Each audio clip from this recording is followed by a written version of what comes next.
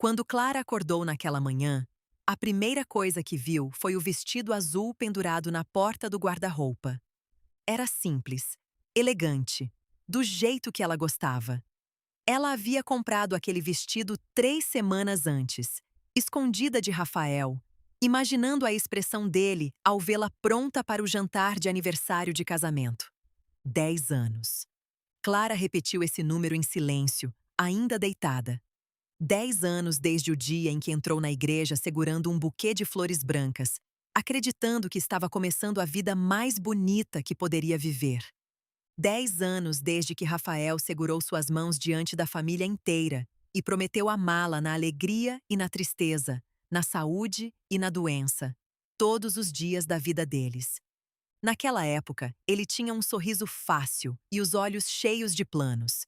Trabalhava demais, sonhava alto e dizia que um dia daria a Clara uma casa com varanda, jardim e uma cozinha grande, porque sabia que ela amava preparar bolos nas tardes de domingo. A casa veio, a varanda veio, o jardim também. Mas, em algum ponto do caminho, Rafael deixou de voltar para casa com o mesmo brilho nos olhos. Nos últimos meses, ele andava distante. Chegava tarde, respondia pouco, mantinha o celular virado para baixo na mesa e dizia que estava cansado sempre que Clara tentava conversar. Ela tentou acreditar que era só trabalho. Tentou ignorar a sensação ruim que nascia no peito toda vez que ele saía para atender ligações no quintal. Naquela manhã, porém, Clara decidiu que não queria alimentar tristeza. Era o aniversário de casamento deles. Ela prepararia o prato preferido de Rafael, arrumaria a mesa com velas, usaria o vestido azul e talvez, naquela noite, eles conseguissem conversar de verdade. Talvez ainda houvesse tempo. Ela se levantou, prendeu os cabelos, colocou água para ferver e começou o dia como sempre fazia, lavando a louça deixada na pia, recolhendo a camisa social que Rafael largara sobre o sofá e abrindo as janelas para deixar o sol entrar. Enquanto dobrava a camisa dele, algo caiu do bolso. Um pequeno papel branco deslizou até o chão. Clara se abaixou sem muita atenção, imaginando ser uma nota fiscal qualquer. Mas, ao virar o papel, seu coração pareceu parar. Era o comprovante de uma reserva em uma pousada na serra. 2 diárias. Suíte especial. Café da manhã para 2. Data de entrada. Aquele mesmo dia. Clara ficou imóvel. Leu uma vez. Depois outra. E outra. Tentou encontrar uma explicação antes mesmo de sentir a dor. Talvez fosse uma surpresa para ela. Talvez Rafael tivesse planejado uma viagem romântica. Talvez aquele fosse o presente de aniversário de casamento. Mas então, seus olhos desceram até o campo de observações. Pedido especial. Preparar o quarto com rosas vermelhas. Nome da acompanhante. Marina. Marina. A palavra atravessou Clara como uma lâmina fina. Ela conhecia esse nome. Marina era a nova gerente administrativa da empresa de Rafael. Jovem, simpática, sempre sorridente nas festas de fim de ano. Clara a havia recebido em sua casa 2 vezes. Em uma delas, preparou café, serviu bolo de cenoura e ainda elogiou o perfume dela. Clara se sentou no sofá com o papel nas mãos. A casa, que minutos antes parecia iluminada e viva, ficou silenciosa demais. Ela não chorou de imediato. Existe uma dor que não vem como tempestade. Ela chega como um vazio, como se alguém apagasse todas as luzes por dentro da gente. O telefone dela vibrou em cima da mesa. Era uma mensagem de Rafael. Amor, hoje vou chegar mais tarde. Reunião importante com uns clientes. Não me espera para jantar. A gente comemora no fim de semana. Clara leu a mensagem 1, 2, 3 vezes. A mão dela tremia. Não me espera para jantar. A gente comemora no fim de semana. Ela olhou novamente para o comprovante.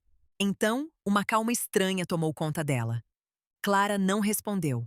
Passou os dedos pelo tecido, lembrando de como se imaginou entrando na sala naquela noite, esperando um elogio, um abraço, talvez um pedido de desculpas pela distância dos últimos tempos. Em vez disso, Rafael estaria em uma pousada, com rosas vermelhas ao lado de outra mulher. Clara fechou os olhos. Pela primeira vez em muitos anos, ela se perguntou quem era sem aquele casamento. Durante uma década, havia vivido em torno de Rafael. Ajustou seus horários aos dele. Mudou seus planos por causa dos sonhos dele. Abandonou o curso de gastronomia quando ele disse que a empresa precisava de estabilidade e que, naquele momento, não dava para ela arriscar. Recusou convites. Adiou vontades. Engoliu palavras, sempre acreditando que estava fazendo aquilo pelos dois. Mas, de repente, parecia claro demais. Em algum momento, Clara parou de escolher a própria vida. E Rafael percebeu. Talvez por isso tenha achado que ela nunca iria embora. Clara pegou uma mala pequena no alto do armário. Não pensou muito. Se pensasse, talvez desabasse. Colocou algumas roupas, documentos, um par de sapatos confortáveis e uma caixa antiga onde guardava suas economias. Não era muito, mas era o bastante para sair dali. Antes de fechar a mala, pegou o vestido azul e o dobrou com cuidado. Não sabia por quê. Talvez porque aquele vestido não merecesse ficar naquela casa. No espelho do quarto, viu uma mulher de 38 anos com os olhos cansados, mas ainda bonita.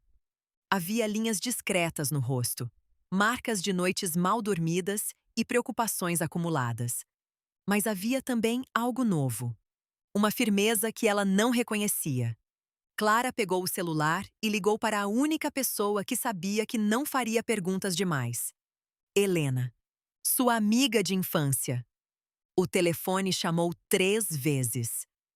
Clara, está tudo bem? Ao ouvir aquela voz, Clara quase desmoronou, mas respirou fundo. Helena, posso passar uns dias na sua casa? Do outro lado da linha, houve um breve silêncio. Pode passar o tempo que quiser. O que aconteceu? Clara olhou para a foto do casamento na parede. Depois eu conto. Só preciso sair daqui. Helena não insistiu. Vem.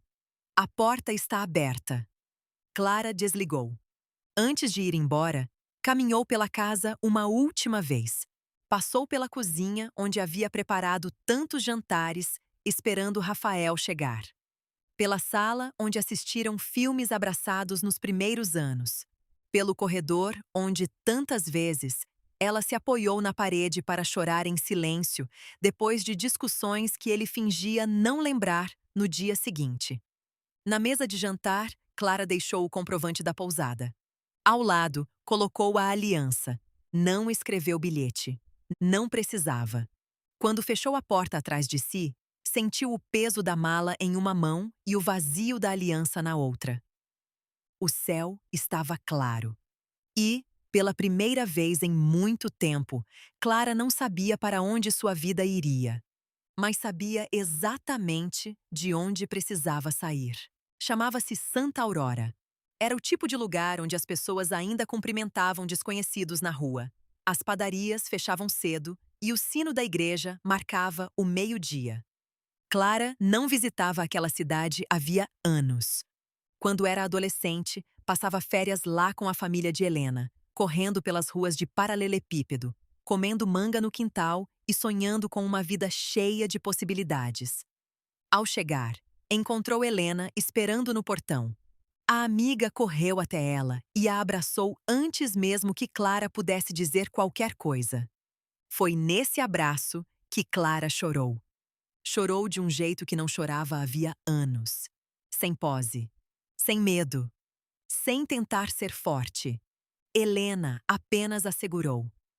Eu estou aqui, disse baixinho. Você não precisa explicar nada agora. Naquela noite, Clara contou tudo. Contou sobre o comprovante, sobre Marina, sobre a mensagem, sobre os meses de frieza, sobre as pequenas humilhações que ela mesma tentava diminuir para não admitir que estava infeliz. Helena ouviu em silêncio. Quando Clara terminou, a amiga serviu mais chá e disse: Sabe qual é a pior parte? Clara enxugou o rosto. Qual? Não é ele ter te traído. Isso é horrível, claro. Mas a pior parte é você ter passado tanto tempo acreditando que merecia pouco. Clara abaixou os olhos. A frase doeu, porque era verdadeira. Nos dias seguintes, ela quase não saiu. Dormia até tarde. Acordava com dor de cabeça, tomava café em silêncio e evitava olhar o celular. Rafael ligou muitas vezes, mandou mensagens. Primeiro irritado, depois preocupado, depois arrependido. Clara, onde você está? Precisamos conversar. Você entendeu tudo errado. Marina não significa nada. Eu cometi um erro. Volta para casa. Clara leu todas. Não respondeu nenhuma. No quarto de hóspedes da casa de Helena, ela descobriu uma coisa curiosa sobre o fim. Ele não acontece de uma vez. O casamento havia acabado no momento em que ela encontrou o comprovante. Mas dentro dela, ele ainda se desfazia aos poucos. Uma lembrança por vez, uma esperança por vez, um costume por vez. Ela ainda acordava pensando se Rafael já tinha tomado café. Ainda sentia vontade de avisar quando ia ao mercado. Ainda se pegava imaginando o que ele acharia de alguma notícia. Era como arrancar raízes profundas. Doía porque um dia foi amor. E talvez essa fosse a parte mais difícil de aceitar. Rafael não era apenas o homem que a traiu. Ele também havia sido o rapaz que segurou sua mão no hospital quando o pai dela morreu. O homem que dançou com ela na cozinha em uma noite de chuva. A pessoa que um dia parecia conhecer cada medo seu. Mas pessoas mudam. E, às vezes, mudam para longe da promessa que fizeram. Siga para a parte 2.